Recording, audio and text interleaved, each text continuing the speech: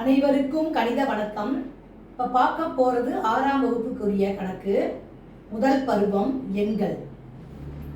பெரிய எண்களின் இடமதிப்பு அந்த தலைப்பில் ஒரு எடுத்துக்காட்டு கணக்கை வச்சு நம்ம பார்த்து என்னங்கிறத பார்க்க போகிறோம். ஒவ்வொரு இலக்கத்திற்கும் இடமதிப்பு உண்டு. இலக்கம் அப்படின்னு இருந்துச்சுன்னா அதுக்கு இடமதிப்பு உண்டு. 1ஆம் இலக்கம், 10ஆம் இலக்கம், 100ஆம். அதாவது இலக்கம் என்பது எண்ணிக்கை 1, 2, 3. அதுல இடமதிப்புங்கிறது 1, 10, 100 அப்படின்னு நம்ம படிச்சிருக்கோம். இப்ப அதுக்கு சம்பந்தமா ஒரு நம்பர் கொடுத்துருக்கேன். அது ஒவ்வொரு இலக்கத்திற்குமான இடமதிப்பை கண்டுபிடிக்க போறோம். என்ன நம்பர் கொடுக்கப்பட்டிருக்குன்னு பாருங்க. 98,47,056ங்கிற ஒரு எண்ணு கொடுக்கப்பட்டிருக்கு. அந்த எண்ணுக்கு ஒவ்வொரு நம்பருக்கும் நம்ம என்ன பண்ணிருக்கோம், இடமதிப்பை எடுத்து எழுத போறோம். இப்ப முதல்ல பாருங்க, 6 இருக்கு. 6இன் இடமதிப்பு 6 × 1 ஈக்குவல் என்னது 6. அதை எப்படி எழுத்தாலே எழுதிடுறோம் 6. அடுத்து பாருங்க 5. 5ங்கிறது எந்த இடமதிப்புல இருக்கு, 10ஆம் இடமதிப்பு. அப்ப 5 × 10 ஈக்குவல் 50. அப்ப 50 அப்படிங்கிறத நம்ம எழுத்தால நான் எழுதுவேன் 50. அடுத்து பாருங்க 0. 0 என்பது என்னது 1, 10, 100வது இடத்துல இருக்குது. அதோட இடமதிப்பு எங்க இருக்கு 100. அப்ப 0 × 100 ஈக்குவல் 0த்தோட 100 பெருக்கிறப்ப வரக்கூடிய விடை 0. அப்ப இந்த இடத்துல 0. அடுத்து பாருங்க 7. 7னுடைய இடமதிப்பு எங்க இருக்குது 1000த்துல இருக்குது. அப்ப 7 × 1000 ஈக்குவல் 7000. அத எழுத்தால அப்படியே எழுதுறேன் 7000.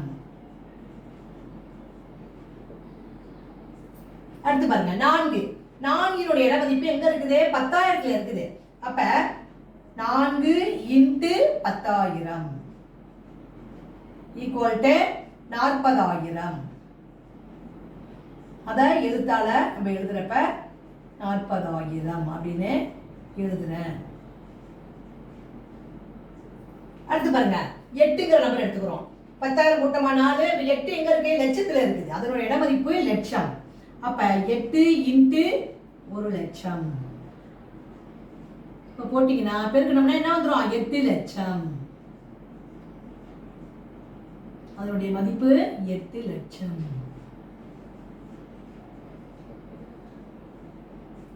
அடுத்து லாஸ்ட் என்ன இருக்கு 9 இருக்கு. 9 இடமதிப்பு என்ன வந்துரும், இது வந்து 1,00,000. அப்ப இது வந்து 10 லட்சத்துல இருக்குது. அப்ப 9 இடமதிப்பு 9 × 10 லட்சம். இப்ப பாத்தீங்கன்னா 9 × 10 லட்சத்துக்கு இருக்குன்னா 90 லட்சம் அப்படின்னு கிடைக்குது. 90 லட்சம். 1, 10, 100, 1000, 10,000 லட்சம், 10 லட்சம்.